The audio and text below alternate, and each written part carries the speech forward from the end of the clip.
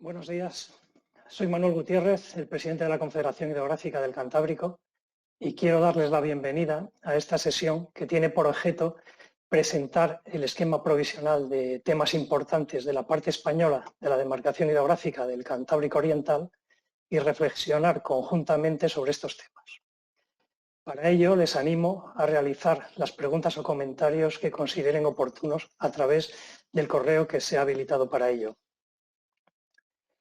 En mi intervención me centraré exclusivamente en unos pocos aspectos que me gustaría resaltar para ceder luego la palabra a José María Sáenz de Galdeano, director de Planificación y Obras de la Agencia Vasca del Agua, y posteriormente a los responsables de las oficinas de planificación de la Confederación, Jesús González Piedra, y de la Agencia Vasca del Agua, Iñaki Arrate.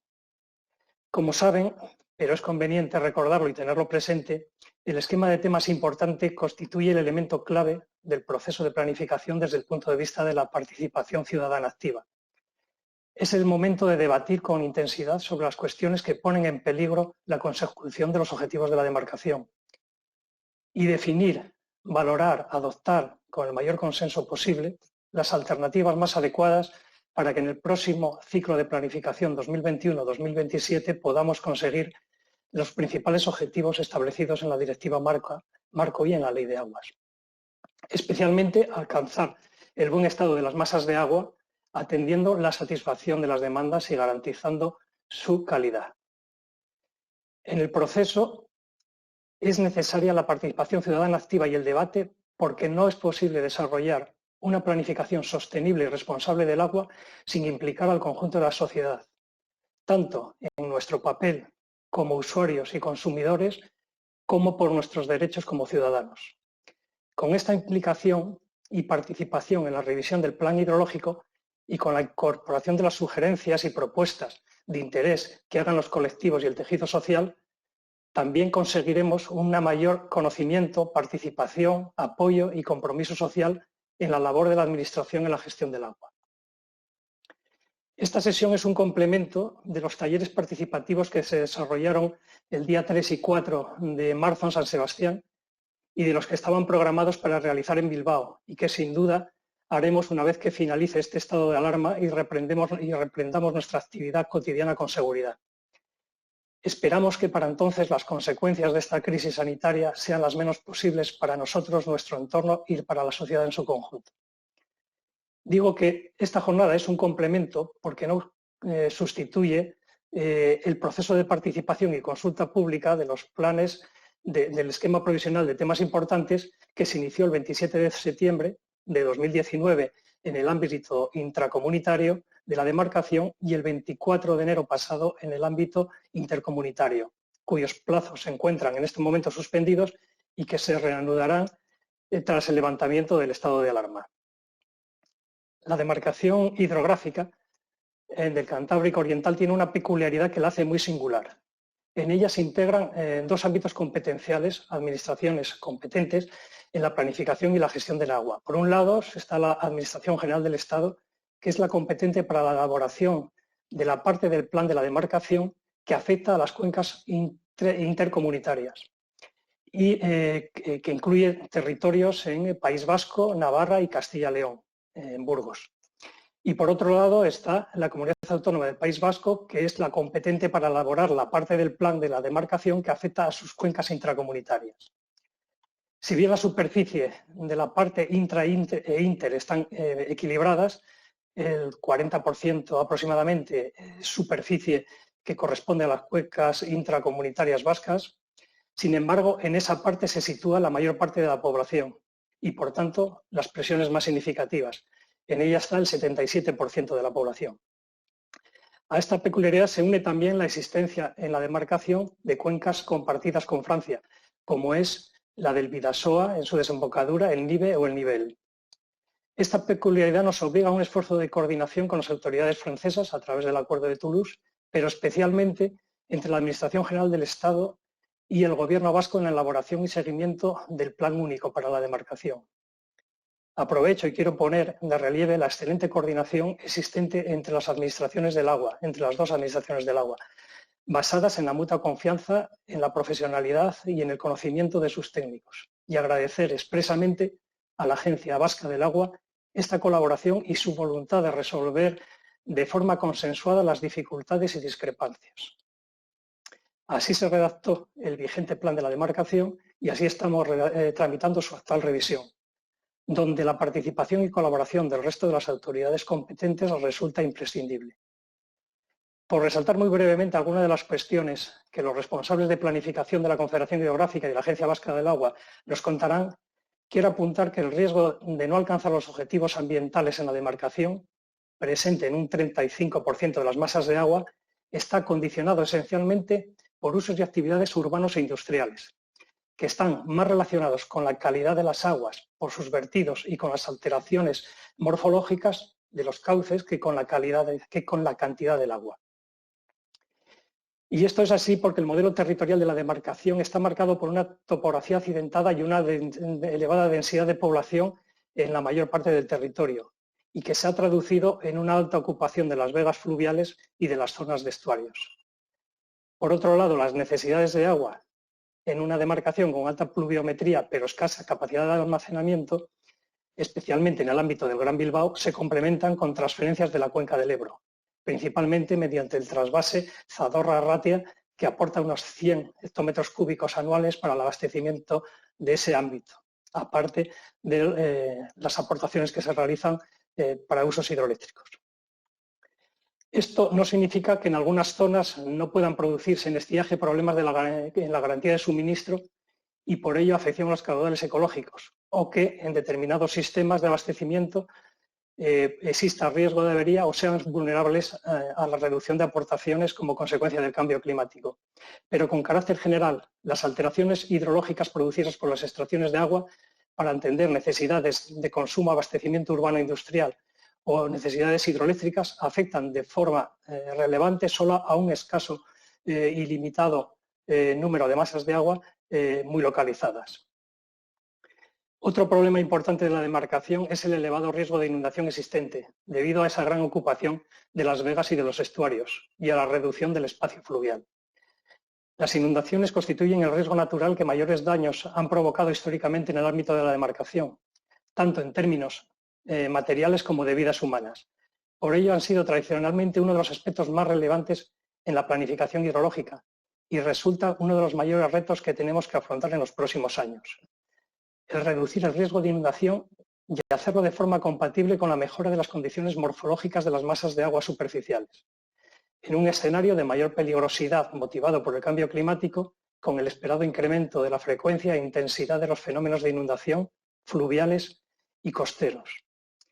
Por eso el plan hidrológico vigente incluye como uno de sus anejos el plan de gestión de riesgo de inundación de la demarcación, y en los artículos 40 a 42 de la normativa se establece una amplia regulación de los usos en zonas inundables, que podrá ser actualizada en función de la experiencia de gestión adquirida hasta el momento en este nuevo ciclo de planificación.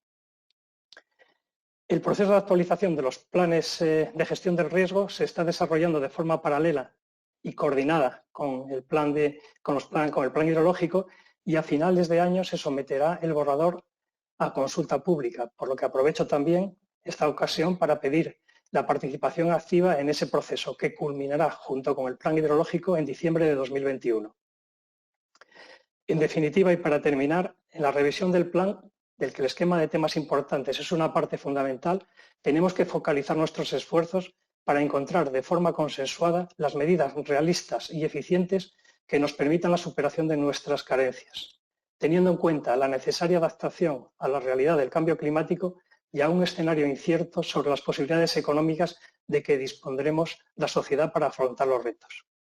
Y sin más, le paso la palabra a José María Sánchez Galdeano. Gracias.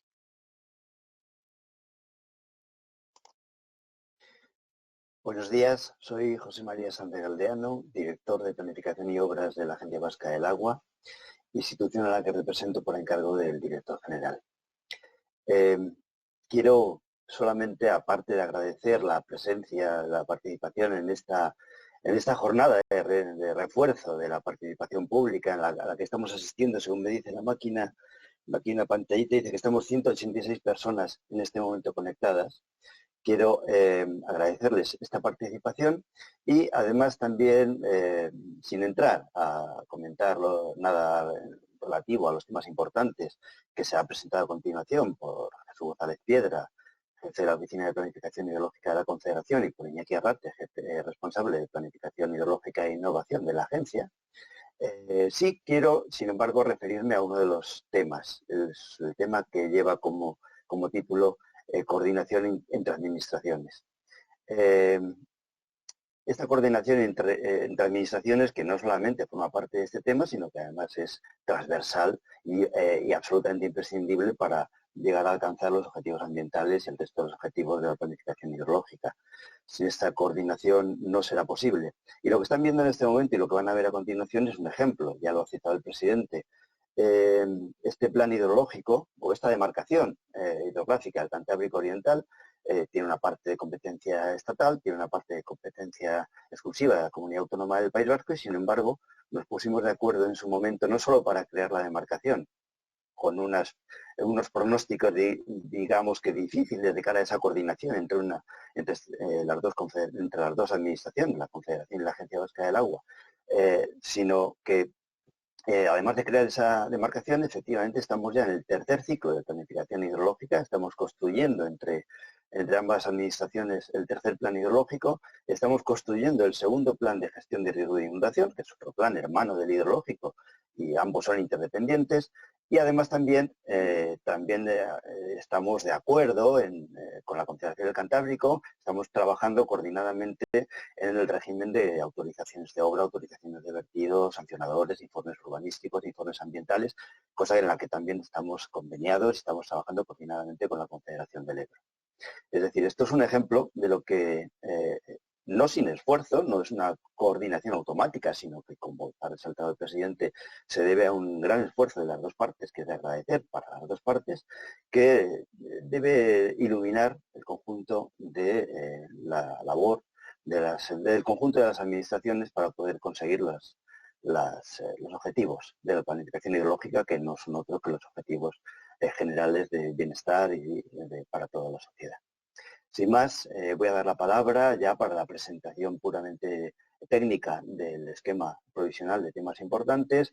En primer lugar, a Jesús González Piedra, el jefe de la Oficina de Planificación Hidrológica de la Confederación Hidrográfica del Cantábrico. Jesús, cuando quieras.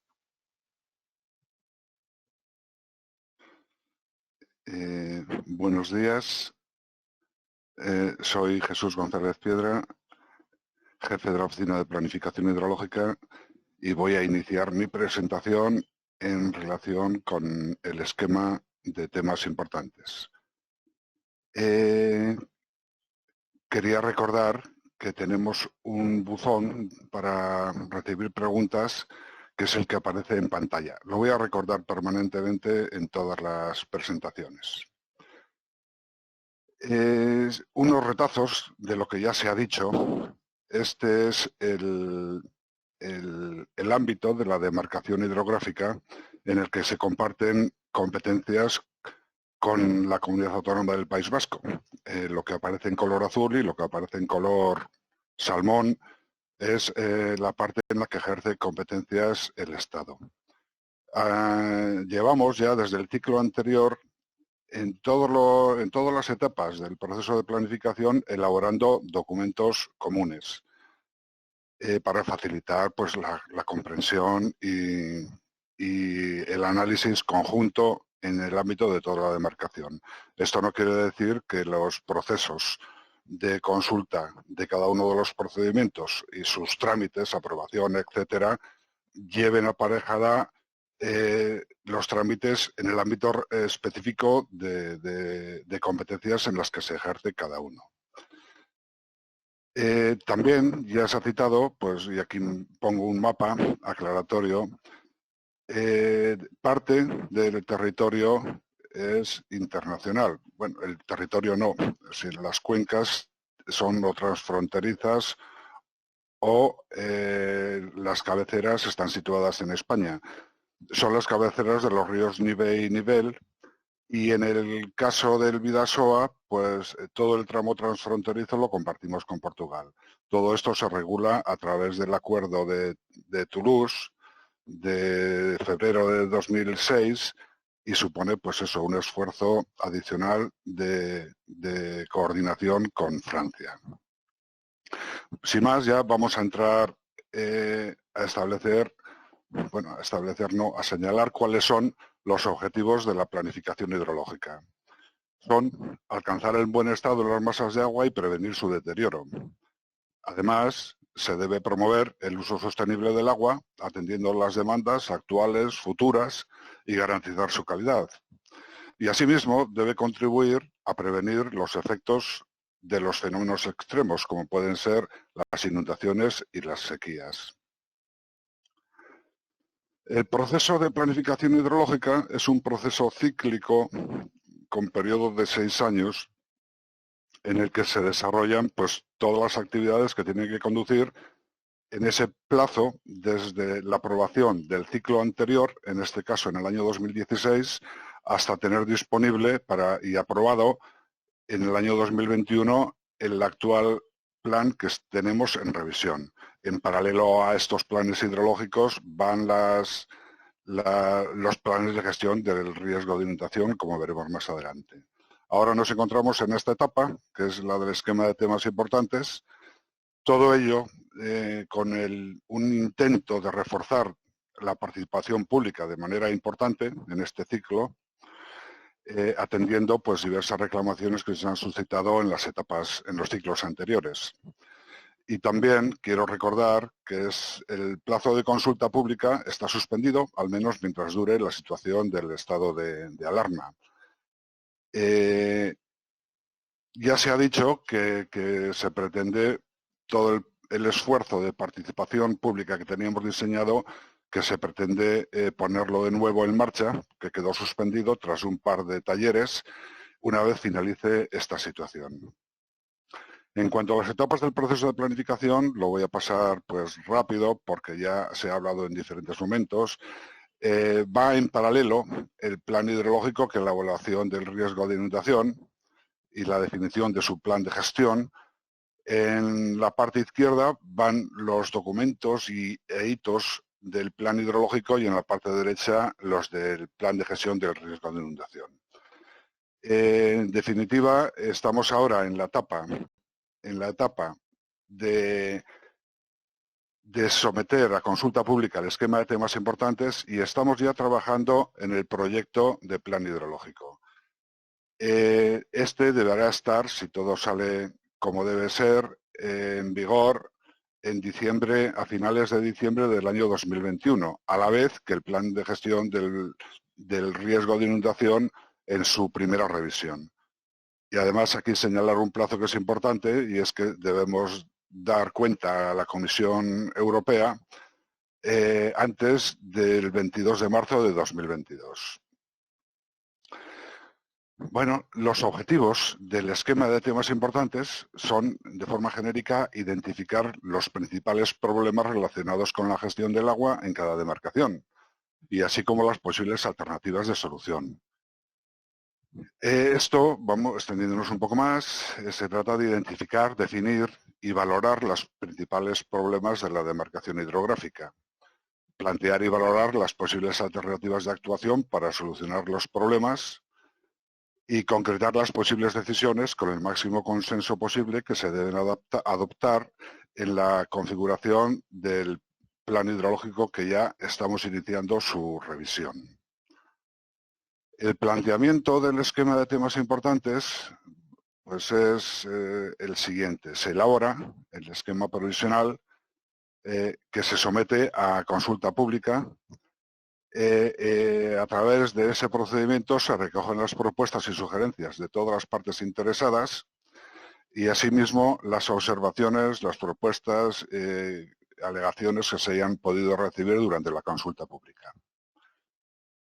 A partir de aquí, perdón, a partir de aquí se someterá al Consejo del Agua de la demarcación en la parte intercomunitaria y a la Asamblea de Usuarios de la Agencia Vasca del Agua previa consulta del su Consejo del Agua en la parte intracomunitaria, lo que concluirá con el esquema definitivo o esquema de temas importantes de la demarcación. El contenido es el siguiente, es un esquema, responde a un modelo elaborado desde la Dirección General del Agua y es pues compartido con todas las demarcaciones. Perdón. Tiene una memoria con sus elementos que son, pues bueno, introducción de elementos y planteamientos, los temas importantes, las presiones e impactos de los sectores de riesgo para los objetivos y unas directrices para la revisión del plan hidrológico. Y además, pues recoge cada una de las 18 fichas en las que hemos considerado como temas importantes en nuestra demarcación. Las fichas lo que tienen es una descripción y localización del problema, determina la naturaleza y el origen de las presiones generadoras del problema, incluyendo los sectores y actividades generadoras, un planteamiento de alternativas, incluyendo los sectores afectados, una previsible evolución del problema en los escenarios tendencial y en soluciones alternativas cuando es su caso. Después recoge las decisiones que pueden adoptarse para la configuración del plan y los temas relacionados entre sí, que hay muchos temas que son transversales y afectan unos a otros. Y en definitiva, pues estos son los temas importantes que tenemos en el tercer ciclo de planificación. Partimos del primer ciclo, creo que recordar que eran 39, algo menos de 40 temas en la demarcación. En el segundo ciclo ya lo simplificamos bastante y llegamos, bueno, simplificamos no es que desapareciesen los problemas, sino que se fueron agrupando convenientemente y llegamos a tener 16. Y ahora, en este ciclo, hemos introducido 2 nuevos que corresponden, que son totalmente transversales y corresponden a la adaptación a los escenarios de las previsiones del cambio climático, y otro, que es el número 12, que corresponde con la recuperación de costes y financiación de los programas de medidas. Voy a recordar los talleres de participación que teníamos definidos. Teníamos uno el 3 de marzo y otro el 4 de marzo relativo a inundabilidad. Estos se celebraron sin ningún problema. Sin embargo, los previstos para el 11 de marzo y el 12 de marzo ya estábamos en la etapa casi de alarma y fueron suspendidos. Estos talleres se reanudarán una vez que finalice esta circunstancia. Y nada más. Todas las aportaciones son muy importantes. Este proceso no sustituye a lo que teníamos previsto presencial y además quería recordar que es necesario que todas las cuestiones que se presenten aquí no sustituyen la necesidad de aportarlas por el procedimiento establecido en los anuncios de inicio de la consulta pública. Recuerdo otra vez el correo en el que se pueden atender las preguntas durante esta presentación y sin más dar la palabra a Iñaki Arrate Jorrín de la Agencia Vasca del Agua para intentar desarrollar algunas de las cuestiones importantes, las que más nos preocupan en nuestra demarcación. Muchas gracias. Muchas gracias, Jesús. Egunon, buenos días a todos. Bueno, en esta presentación que voy a hacer a continuación, queríamos explicar cuál es el planteamiento que hace el EPTI en relación, no con todos los temas importantes, porque no tenemos tiempo suficiente en esta sesión, evidentemente, sino con los 4 temas que consideramos que son más relevantes o más destacados en nuestra demarcación por su importancia. Son los que tienen en pantalla. El tema 1, la contaminación de origen urbano. El tema 5, las alteraciones morfológicas. El 9, el abastecimiento urbano. Y finalmente el tema 12, la inundabilidad. Empecemos ya, si les parece, con el tema 1, la contaminación de origen urbano. Bueno, afortunadamente estas imágenes que tienen en pantalla forman parte del pasado.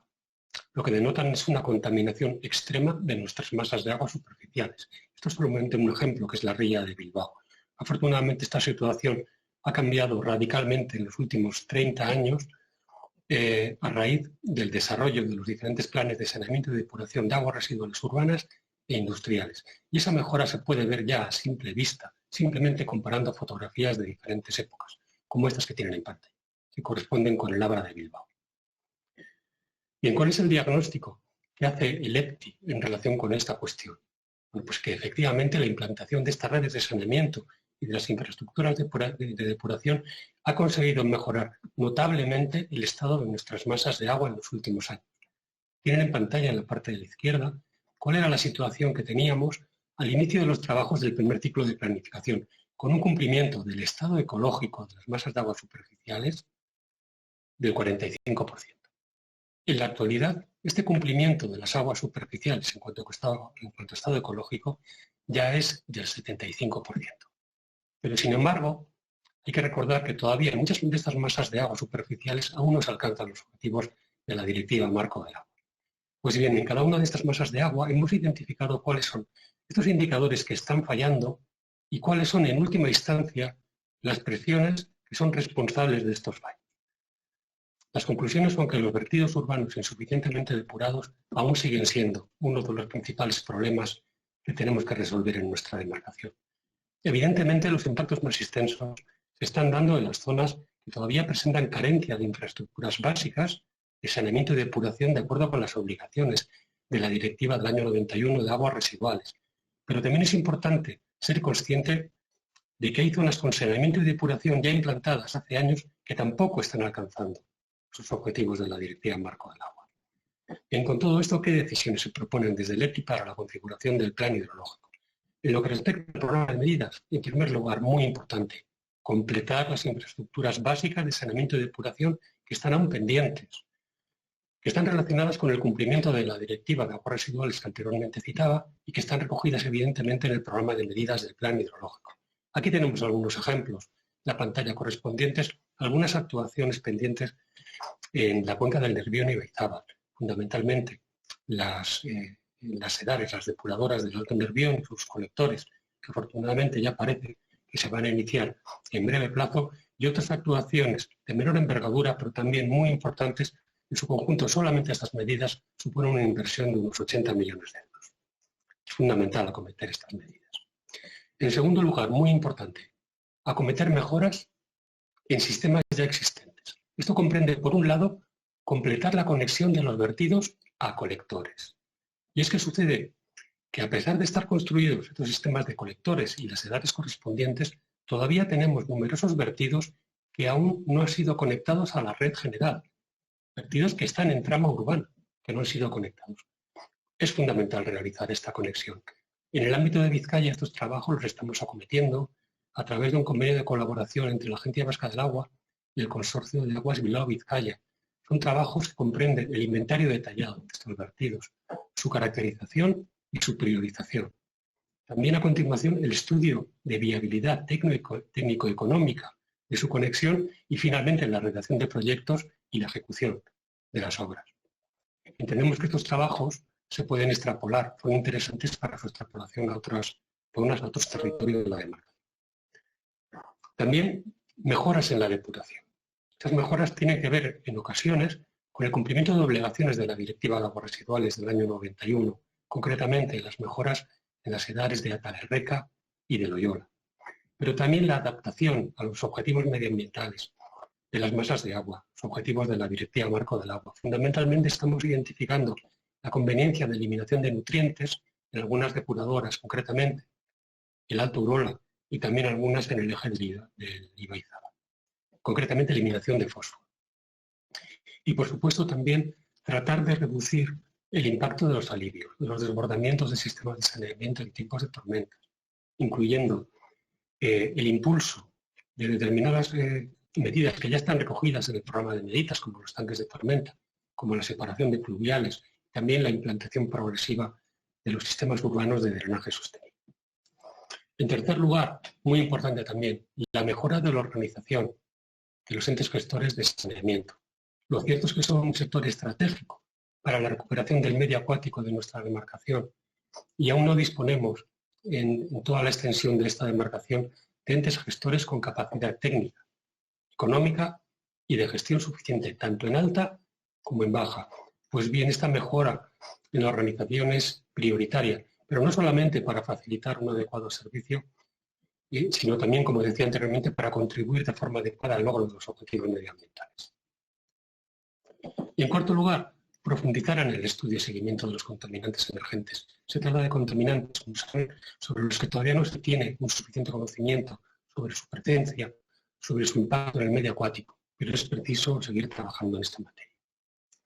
Y en cuanto a normativa y gestión, bueno, el EPTI propone mejorar el seguimiento de las características de los vertidos mediante el reporte de información en continuo, al menos en el ámbito del País Vasco, y de acuerdo con la proposición no de ley del año 2017 del Parlamento de esta comunidad autónoma. También matizar la normativa del plan hidrológico con el objeto de reforzar esa necesidad que anteriormente comentaba de conexión de los vertidos a colector que todavía existen en tramo urbano. Y también incluir en la normativa criterios de diseño y criterios de rendimiento mínimo para aquellas aglomeraciones urbanas inferiores a 2.000 habitantes equivalentes, tratando de matizar de alguna forma lo que la directiva del año 91 considera tratamiento adecuado. Pasemos ya al tema número 5, las alteraciones morfológicas. En estas imágenes tienen en la parte de la izquierda unas fotografías de finales del siglo XIX del estuario del Nervión y Gaizábal. Y en la parte de la derecha, fotografías un poco posteriores, del principio del siglo XX, del estuario del Urmea, en San Sebastián.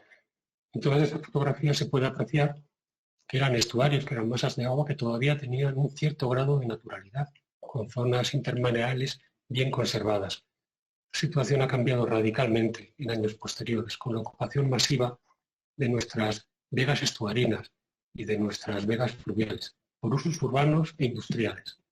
La realidad que tenemos actualmente es otra, es la realidad del hormigón, la imagen que tienen en pantalla.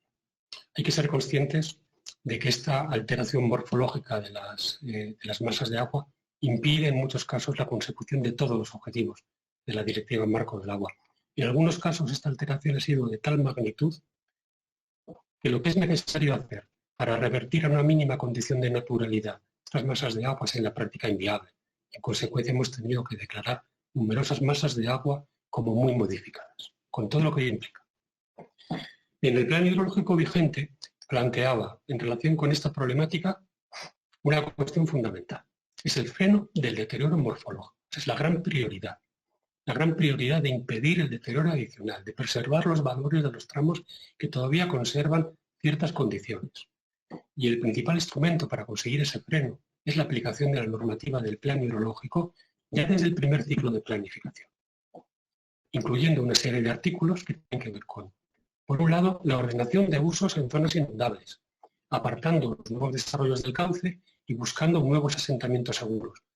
Pues bien, de esta forma, a la vez que garantizamos nuevos usos seguros desde el punto de vista de inundabilidad, vamos a conseguir preservar las condiciones morfológicas de las zonas que todavía no están alteradas. Esto es muy importante. Pero también una serie de artículos en relación con requisitos para las obras de protección frente a inundación. Estas obras solamente se desarrollan en áreas urbanas consolidadas y sometidos a riesgo significativo de inundación. Y además con un diseño que trata de ser compatible, incluso alineado, con los objetivos ambientales de las masas de agua, utilizando técnicas como dobles cauces, como zonas de expansión, y en definitiva, en la medida de lo posible, utilizando lo que hoy en día se llama soluciones basadas en la naturaleza. Además, el plan hidrológico vigente planteaba también una serie de medidas de mejora ambiental, de restauración. Y aquí, bueno, se viene trabajando desde los últimos años en una serie de actuaciones, entre las cuales me gustaría destacar aquellas actuaciones que tienen un objetivo mixto. Por un lado, protección de defensa frente a las inundaciones, pero también de mejora ambiental. Tienen en pantalla un ejemplo que es del río Velas en Vizcaya. En este río hemos sustituido una presión que tenía esta masa de agua superficial, que eran las instalaciones deportivas, por una zona naturalizada que sirve como vaso de expansión ante las crecidas. De esa forma, reducimos el riesgo de inundación de las viviendas aledañas, a la vez que mejoramos las condiciones de la masa de agua, mejoramos su naturalidad. Este que tiene en pantalla es otro ejemplo más reciente de la regata Inurricha en Zarauz. Aquí el planteamiento es básicamente el mismo. Estamos eliminando los muros de hormigón que constreñían el cauce y que lo alteraban. Estamos eliminando esos muros, estamos naturalizando ribera y márgenes y estamos dotando a ese río de una zona de expansión naturalizada que permite reducir el riesgo de inundación. De nuevo, ese doble objetivo. Pero además me gustaría destacar otra serie de obras que tienen menor escala, menor envergadura, lo que venimos desarrollando a lo largo de los últimos años y que sin duda alguna contribuyen también a la mejora ambiental de nuestras masas de agua superficiales. Y tienen dos ejemplos correspondientes a los territorios de Guipúzcoa a la izquierda y de Álava a la derecha. Bien, con todo esto, ¿cuál es el diagnóstico que hace el EPTI? Bueno, pues cuando hemos actualizado de forma detallada el inventario de presiones en el año 2018, incluyendo las cuestiones morfológicas, las coberturas, las cortas, las porciones de márgenes, los tramos canalizados, y los hemos comparado con el inventario del primer ciclo de planificación que hicimos en el año 2002, lo que vemos es que no hay tanta diferencia, que la situación es similar, que de alguna forma hay una cierta contención en la alteración longitudinal. Y esto lo que quiere decir es que ese esfuerzo que estamos haciendo las administraciones hidráulicas, la Confederación y la Agencia Vasca del Agua, con la colaboración de otras entidades, en frenar el deterioro, de alguna forma se está consiguiendo. Habrá que insistir en esta cuestión. Pero bueno, a esta buena noticia se suman también otras buenas noticias. Y es la mejora general de la vegetación de ribera, tanto en cobertura como en altura. En cuanto a cobertura, lo podemos ver simplemente comparando fotografías aéreas de diferentes momentos, pero también lo podemos ver de una forma numérica, comparando la información LIDAR de diferentes vuelos entre sí. No obstante, hay que dejar claro, en su conjunto, el estado de la vegetación de ribera sigue siendo claramente insuficiente. En definitiva, se puede decir que a pesar de los esfuerzos que estamos realizando, la alteración morfológica de nuestras masas de agua superficiales sigue siendo uno de los grandes principales problemas que tenemos que resolver. Bien, ¿qué decisiones se proponen desde el EPTI para la configuración del plan? Bueno, pues en cuanto a aspectos normativos y de gestión, lo más importante, consolidar esa línea estratégica de protección de las masas de agua, regulación de usos del suelo en función de la inundabilidad y el enfoque de las actuaciones estructurales. Todo esto, lógicamente, requiere una plena coordinación entre el plan hidrológico y el plan de gestión del riesgo de inundación. Coordinación que es esencial para asegurar la consecución de todos los objetivos de ambos planes. Bueno, a un nivel técnico también se propone la aplicación de los protocolos del Ministerio, recientemente aprobados para la caracterización hidromorfológica de las masas de agua, que de alguna forma ya hemos utilizado en la revisión del inventario de presiones que hemos hecho en el año 2018.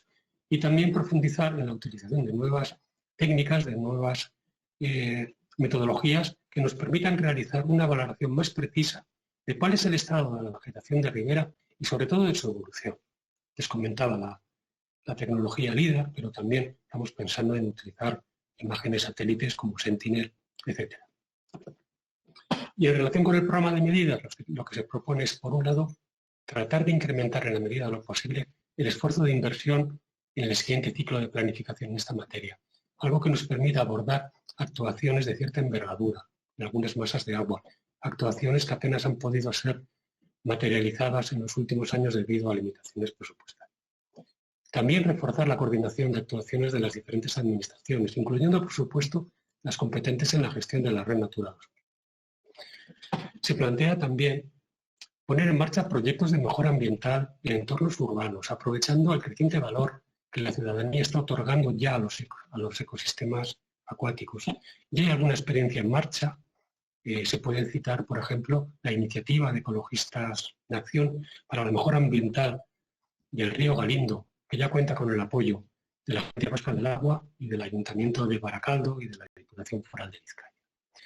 Consideramos que en el ámbito del País Vasco, los convenios suscritos por la Agencia Vasca del Agua y distintos ayuntamientos, con la colaboración evidente de las diputaciones forales, de los colectivos de defensa de la naturaleza, etc., pueden ser el marco idóneo para el desarrollo de estos proyectos.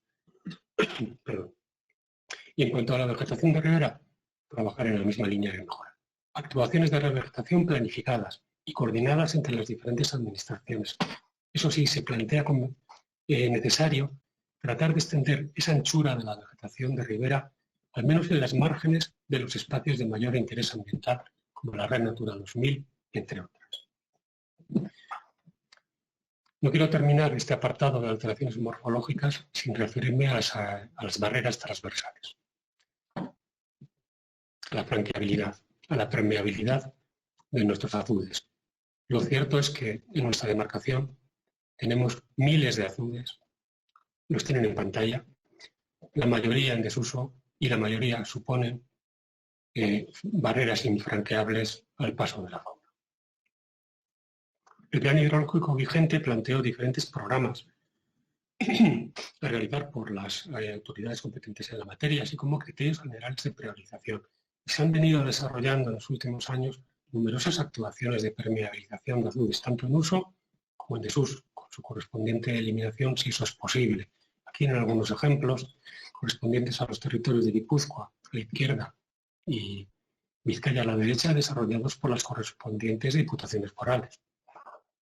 Pero quizá el ejemplo más representativo de actuaciones sea la demolición de la presa Inturia, una presa de casi 13 metros de alto que ha sido demolida en diferentes fases a través de una colaboración entre la Agencia Vasca del Agua, la Diputación Foral de Guipúzcoa y ASI, y con ayudas, con cofinanciación europea. ¿Cuál es el diagnóstico que hace el EPTI de esta cuestión? Bueno, es que a pesar del esfuerzo realizado, el trabajo de permeabilización sigue siendo ingente. El número de azudes infranqueables todavía es enorme, como pueden observar un ejemplo que he puesto en pantalla, que es la cuenca del Artibai. El río Artibai es seco, sin embargo tiene todavía numerosos azudes que son prácticamente infranqueables. Y además resulta que tenemos numerosas cuencas que en la práctica son inaccesibles desde el mar. ¿Qué plantea el EPTI en relación con la configuración del plan hidrológico? Bueno, pues el EPTI lo que recoge es que este ingente trabajo que comentaba hace necesario adoptar en toda la demarcación criterios de priorización que maximicen la relación coste-eficacia de las actuaciones. Lógicamente, sin renunciar, evidentemente, a proyectos que puedan ser abordables por cuestiones de oportunidad, pero eso sí, desarrollar de forma prioritaria. Primero, aquellas actuaciones en los espacios de mayor interés ambiental. Segundo, aquellas actuaciones que mejoren significativamente las condiciones del hábitat para las especies migradoras, salmón, anguila, etc. Y también aquellas que maximicen la longitud de los tramos de ríos permeables. Lógicamente, se plantea fortalecer esa coordinación de actuaciones de las diferentes administraciones, con una priorización compartida de las medidas. Y también muy importante desde nuestro punto de vista, el refuerzo de la coordinación de trabajos para garantizar la plena compatibilidad de los objetivos en materia de aguas y en materia de protección del patrimonio relacionado con el agua. Bien, pasemos ya al tema 9, abastecimiento urbano. Normalmente tenemos una imagen de la demarcación del Cantábrico Oriental verde, en la que suele llover, en la cual no tenemos grandes problemas de abastecimiento, en la cual realmente hay agua suficiente para prácticamente todos los usos. Eso con carácter general es así, pero no nos podemos olvidar de determinadas situaciones que periódicamente nos visitan y que son las sequías prolongadas. Aquí tenemos imágenes de los embalses del Zadorra que están ubicados en la cuenca del Ebro, pero que permiten el abastecimiento de más de 1 millón de habitantes en nuestra demarcación.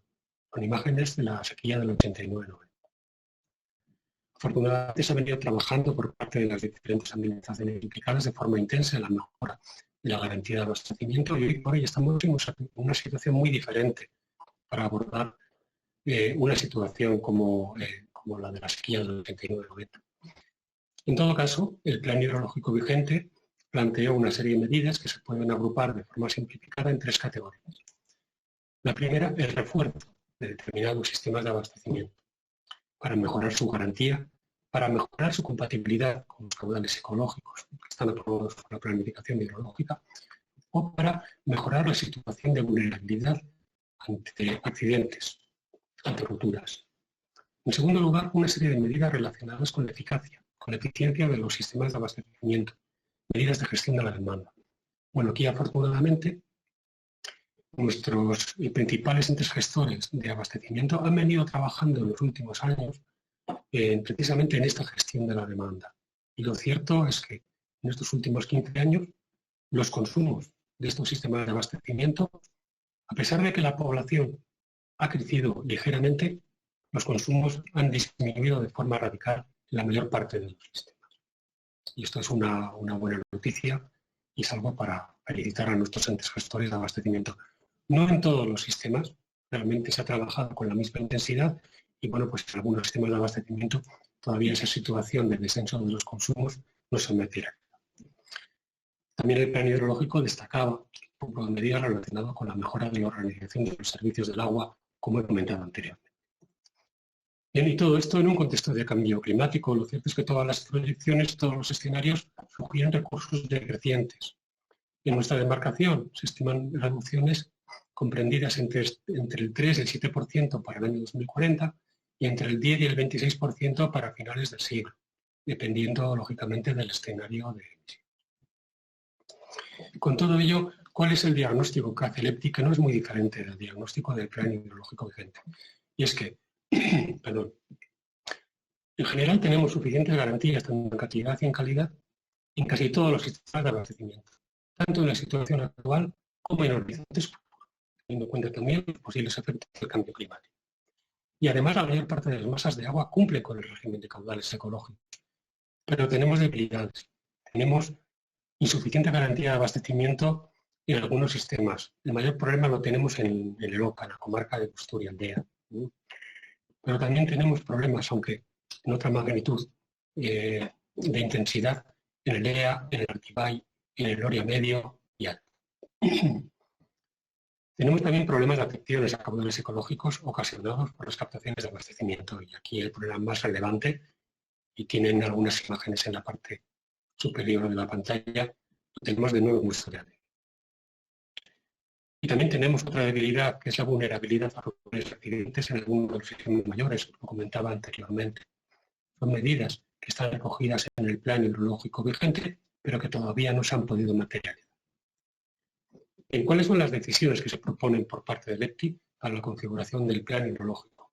En primer lugar, con carácter general, continuar las líneas de actuación que han sido establecidas en el plan vigente, avanzando en la ejecución del programa de medidas.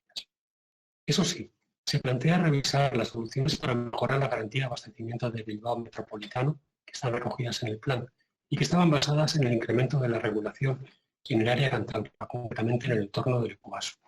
Lo que se plantea es evaluar otras soluciones sustitutivas que sean más favorables desde el punto de vista de coste-eficacia y que además estén orientadas, en nuestra opinión, a la reducción de riesgo en el caso de ruptura de accidentes.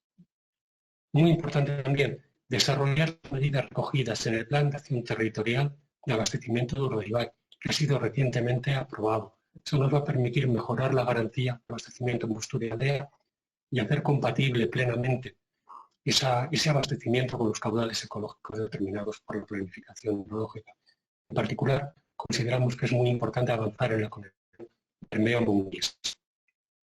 También proseguir con el desarrollo de los planes de gestión de la demanda y la reducción de incontrolados, pero especialmente en aquellos sistemas en los que estas tareas todavía no se han desarrollado con suficiente intensidad. Y, como decía anteriormente, continuar con la mejora de la estructura organizativa de los entes gestores de los servicios de agua, potenciando esa gestión integral del ciclo urbano, tanto en alta como en baja. También continuar con ese impulso que se está dando en los últimos años en la demarcación por parte de nuestros entes gestores a las políticas de tarificación y mejorar la recuperación de costes de los servicios de agua. Además, avanzar en la implantación de los mecanismos para el control de los volúmenes de agua detraídos, que es una cuestión fundamental, y también la mejora del conocimiento de los escenarios climáticos futuros. Muy importante también la mejora de las prácticas en el entorno de las captaciones de agua para abastecimiento urbano, especialmente las captaciones situadas en cabecera y sobre todo de las prácticas forestales. También desarrollar el contenido de las directrices para la elaboración de los planes de gestión de la demanda, que están recogidos en el artículo 68 de la normativa del plan vigente, y definir e implementar indicadores de abastecimiento que nos permitan hacer un seguimiento de aspectos relevantes de esta gestión, como la garantía, como la eficacia, como la tarificación. Y para terminar, el tema 12, la inundabilidad. Consideramos que la inundabilidad es probablemente el mayor problema que tenemos que resolver en nuestra demarcación. Aquí tienen una fotografía de la avenida del año 1983 en el casco urbano de Llodio. Y esta es otra imagen de la misma avenida, en este caso de la calle Gordóniz, en el barrio bilbaíno de Recaldeberra, con situaciones dramáticas. Bueno, como decía, reducir este riesgo es uno de los temas fundamentales que tenemos que resolver en la demarcación. Y hay que recordar que la gestión de este riesgo en Europa se implementa a través de la Directiva de Inundaciones, cuyo desarrollo es paralelo, es similar al de la Directiva Marco del Agua. Esta gestión se plasma en los planes de gestión de riesgo de inundación. Estos planes que se aprueban y revisan con la misma cadencia cada 6 años el plan hidrológico y además en el mismo momento. Precisamente, esto no es casualidad, para favorecer la coordinación entre los planes hidrológicos y la gestión del riesgo de inundación. Bueno, pues la gestión de este riesgo se está articulando en nuestra demarcación a través del programa de medidas del plan de gestión de riesgo de inundación, efectivamente, y se están desarrollando una serie de medidas que se pueden agrupar en 4 grandes categorías. En primer lugar, medidas de prevención, las he comentado anteriormente. Básicamente, la ordenación del territorio, los usos del suelo en función del grado de inundabilidad, que están recogidos a nivel de normativa y en el plan hidrológico. Muy importantes también las medidas de protección que se están desarrollando, que abarcan, por ejemplo, la sustitución de puentes, que pueden suponer una barrera en caso de avenida, por otros puentes más estilizados, con más que no supongan un problema. Es el ejemplo de Martutene en Sebastián. O también los proyectos de defensa contra inundaciones. Tienen en pantalla un ejemplo que se está desarrollando en la actualidad, que es el proyecto en el municipio de Zaya, en el barrio de Miguel. Bueno, este proyecto, como digo, se está desarrollando en la actualidad. Lo que trata es de defender de las inundaciones a Zaya, tocando lo menos posible el curso superficial. Se trataría de una de esas actuaciones que anteriormente comentaba que tienen ese doble enfoque.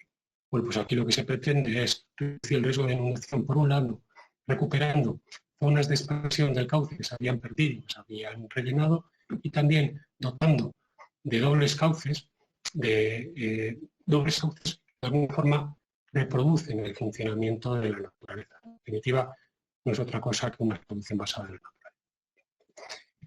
También medidas de preparación que tienen gran importancia. Estamos hablando del sistema de alerta temprana, de los protocolos de actuación ante avenidas, que tienen tanto la Confederación del Cantábrico como la Agencia Vasca del Agua. Y, por supuesto, el cuarto y último grupo, medidas de recuperación y de evaluación. Bien, ¿qué decisiones se plantean para la configuración del plan hidrológico? En primer lugar, consolidar esa coordinación y vinculación entre el plan de gestión de riesgo de inundación y el hidrológico que ya se ha realizado en el ciclo anterior.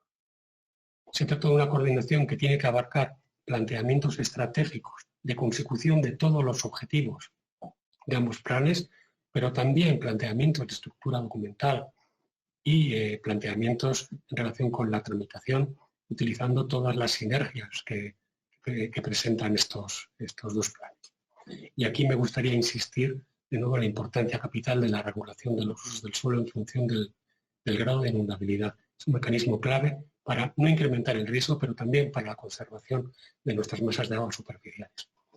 En relación con las posibles nuevas obras estructurales, y al igual que hicimos en el ciclo anterior, tenemos que seguir haciendo los estudios que aseguren la plena justificación de estas obras y que además su diseño va a ser compatible con los objetivos ambientales de nuestras masas de agua, de las zonas protegidas, incluyendo también los aspectos patrimoniales.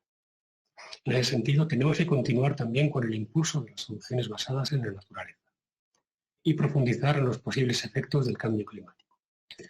Y para terminar, me gustaría insistir en la importancia de las medidas de preparación, de los sistemas de control y seguimiento, de los sistemas de alerta temprana, de los protocolos de actuación, de las medidas de protección civil. Lo cierto es que la mejora de estos sistemas de información hidrológica es una tarea esencial. esta mejora nos va a permitir generar avisos hidrológicos que permitan que las autoridades de protección civil, que la ciudadanía, que los agentes económicos puedan tener el conocimiento adecuado de la situación real y, en consecuencia, el tiempo suficiente para tomar las medidas de protección. Y para terminar, una reflexión. Consideramos que es absolutamente necesario seguir asegurando los medios y la formación de los distintos agentes que intervienen en esta materia, administraciones hidráulicas, autoridades de protección civil y emergencias y, sobre todo, en el ámbito local. Y por mi parte, eso es todo lo que quería explicar en esta presentación. Si les parece, vamos a dar paso a las preguntas que se están formulando por parte de los asistentes y que está recibiendo Olga López del Castillo.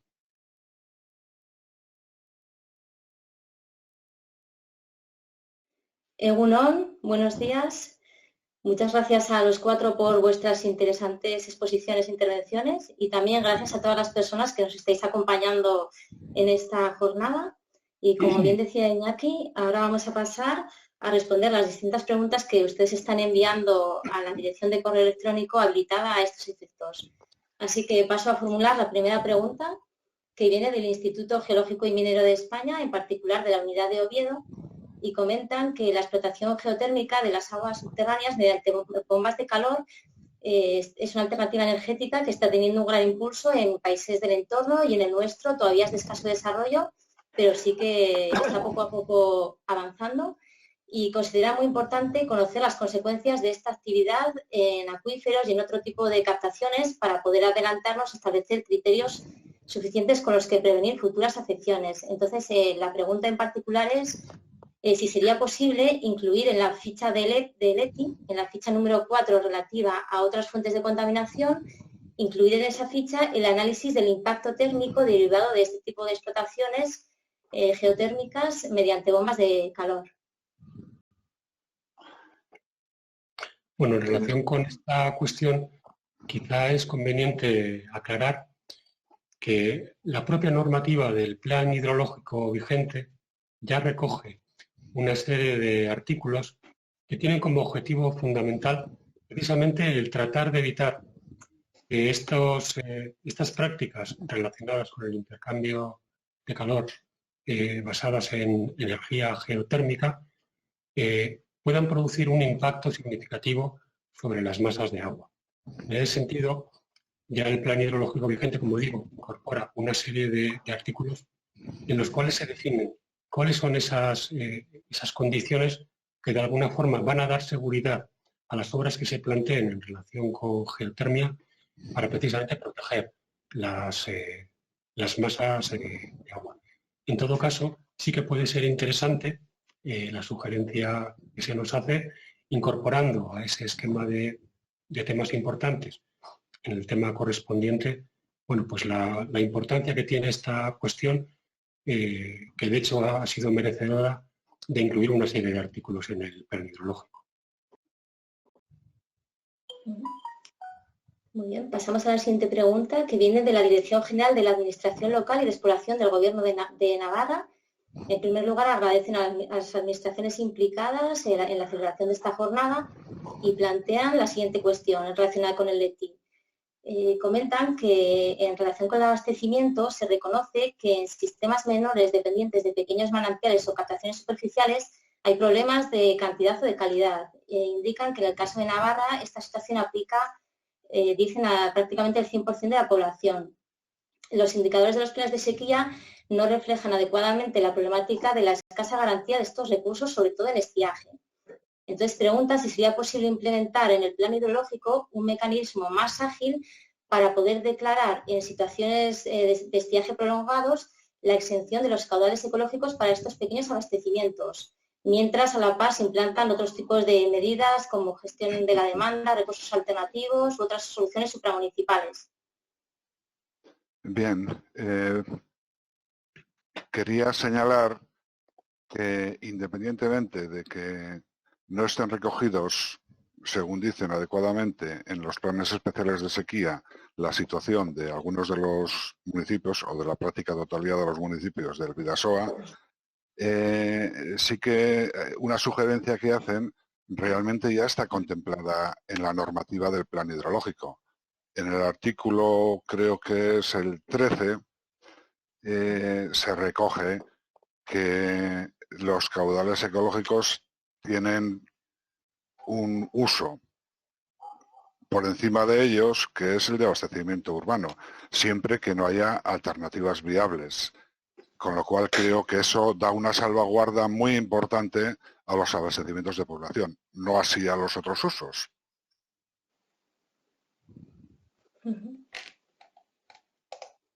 Muy bien, pasamos a la siguiente pregunta. En particular nos pregunta cuáles son las líneas de actuación previstas para abordar la problemática de las especies invasoras y si está previsto el desarrollo de planes de acción para especies invasoras concretas similares a los que ya existen para el mejillón cebra. Bueno, quizá... Sí, adelante, Iñaki, por favor. Gracias. Bueno, quería comentar que en relación con especies invasoras, en esta demarcación se está haciendo un esfuerzo muy grande por parte de diferentes administraciones competentes, administraciones hidráulicas y también administraciones provinciales o competentes en los territorios históricos del País Vasco, para mejorar la situación en relación con las especies invasoras. Estamos hablando no solamente de actuaciones que tienen que ver, efectivamente, con el mejillón cebra, sino también actuaciones muy importantes que se están desarrollando en relación con especies vegetales. Estamos hablando de las actuaciones que se están desarrollando en relación con el bácaris salmifolia en las zonas de los estuarios y en relación con otras especies vegetales en los ríos, en relación con falopia japónica, plumero de la pampa, etc. El esquema provisional de temas importantes lo que recoge es una serie de medidas que se podrían resumir de la siguiente manera. Por un lado, el EPTI considera que es necesario seguir insistiendo con esas medidas, de no aflojar, que esas actuaciones que se están realizando se sigan manteniendo en el tiempo. Pero por otro lado, considera que es necesario tratar de coordinar de una forma más efectiva las diferentes actuaciones de todas las administraciones que estamos trabajando, a través de la elaboración de planes integrados en relación con las principales especies invasoras vegetales que están afectando a nuestros ríos, fundamentalmente falopia japónica y en menor medida plumero de la pampa, etc. Básicamente esas son las líneas generales que se están planteando por parte de... Muy bien, muchas gracias. Y vamos a pasar a la última pregunta planteada, que es cómo se prevé reforzar la coordinación en el marco del Comité de Autoridades Competentes.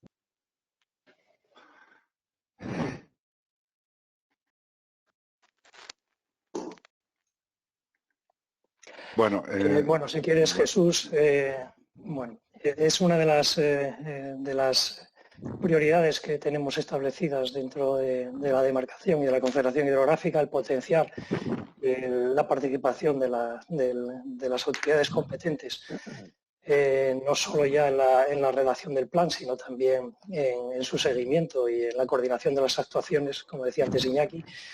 Y se ha propuesto la creación y ya se ha hecho la creación de comisiones que para determinados temas para facilitar el trabajo de los técnicos y facilitar la coordinación en el desarrollo de esas actuaciones.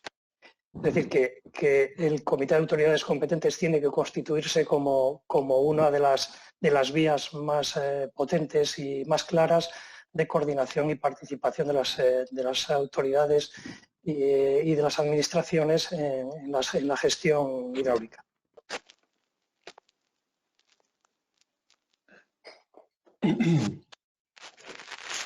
Jesús, no sé si querías añadir algo más. Bueno, realmente lo ha respondido el presidente. Yo quizá quisiera señalar un punto débil que tienen los comités de autoridades competentes en lo que respecta a la representación de las administraciones locales. Es un tema complejo, es difícil para los representantes de las administraciones locales, que a veces es un ayuntamiento no muy grande, con pocos medios propios, el atender todas las necesidades que puedan tener o las posibilidades de información que puedan tener el conjunto de ayuntamientos. Quizás se necesita, vamos, es una idea mía, no tiene por qué ser la buena, que desde la Federación de Municipios y Provincias se les preste un apoyo a estos representantes municipales en los comités de autoridades competentes. Muy bien, muchas gracias. Pues no han llegado más preguntas al buzón, así que hemos respondido a todo lo que ustedes han planteado. Paso la palabra a José María Sánchez Galeano. De acuerdo. Aprovecho para apostillar la anterior diciendo que en el órgano que ejerce las funciones del Comité de Autoridades Competentes en la Agencia Vasca del Agua tiene ya una composición más amplia y ya están otros sectores, además de los que están en el Comité de Autoridades Competentes representados en este órgano. Pero, bueno, era simplemente una apostilla. Lo que sí quería hacer es decirles que cuando estaba yo hablando antes, hace un rato, estábamos 186 personas, si no recuerdo mal. En cuanto yo me callé, subí la audiencia y hemos estado todo el rato entre las 200 y 210 personas asistiendo pacientemente por parte de los que no están aquí a esta sesión. Quiero agradecer la participación de todas estas personas, pero sobre todo quiero invitarles a que sigan por escrito, participando, acudiendo a las páginas web tanto de la Confederación como de la agencia y presentando sus sugerencias, sus observaciones, sus alegaciones, sus opiniones, como le quieran llamar. Pero incluso por encima de esto, lo que sí quiero es desearles salud y que salgamos cuanto antes de esta situación tan complicada en la que estamos. Nada más y que nos veamos todos otra vez con una vida normal. Muchas gracias.